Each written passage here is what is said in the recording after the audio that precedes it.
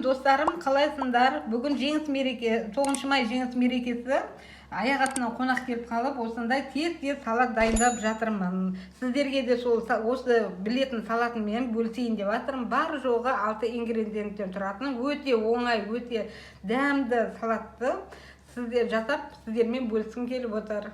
Сіздерді әуелі жасайтын салатымның рецептісімен таныстырып өтейін. Бізге керегі, мына жерде мен 250 грамм тауықтың төс етін пісіріп алдым, суға қайнатып, тұз салып пісіріп алдым да, дайындап қойдым тарелкаға салып. Одан кейін барып жүгеріміз бар, халбырдағы жүгерімізді дайындап қойдым. Енді бәрін қоспаймын, соның жартысын ғана қосамын. Содан кейін барып картофельный пайымыз. Бұны да енді өздеріңіз үйде жасап, қолдан қуырып жасап дайындасаңыздар болады. Сонымен қатары мына жерде жаңғағымыз бар. Енді жаңғақтың бәрі қосылмайды, бірақ дайындап қойдым. Содан кейін барып алмамыз, бір түйір алма. Одан кейін барып осындай жапырақ, капуста, орам жапырақ дейді ме, қалай? Сондай.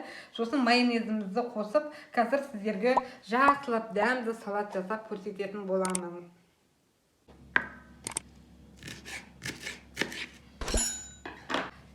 Міне дайын болды, осы дайынды бір ыдысымыздың осылай қойып-қоямыз. Сәндік үшін. Енді алмамызды тураймыз.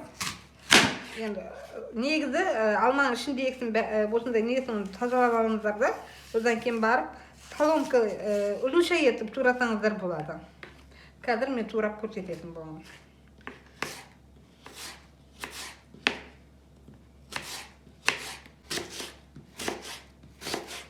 Алмамыз дайын. Негізінде сары алма қоссаңыздар өте күшті көрінеді. Сары алма болмады менде, осы жасыл алмамен кете береді.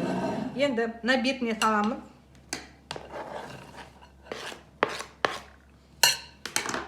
Бәрін жинастырып ортаға қойып қоямыз. Одан кейін барып тауық етімізді саламыз. Енді бұл салат 6-12 адамға арналады. Сосын кейін барып пайымызды саламыз. Сосын жанына барып кішкене бұлай жылжытып немізді салатын боламыз. Жүгерімізді салатын боламыз.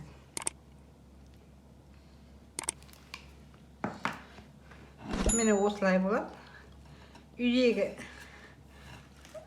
картофельный пайды енді үйде өздеріңіз жасауларыңызға болады. Мен өзім жасап, осылай алдын ала дайындап қойғанмын. Міне неміз бар, жаңғағымызды ортасына майонездің үстіне салатын боламыз қазір. Мен өзім майонез 3 желания алдым, 67%. Енді осының ортасына молынан саламыз пісіміне. Бәріне жету үшін осы салатты молынан салыңыздар.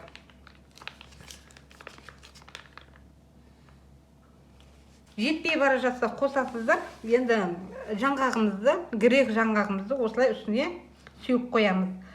Сосын қонақ келген кезде араластырасыздар. Сонда өте дәмді болады. Өзім қатты жақсы көремін.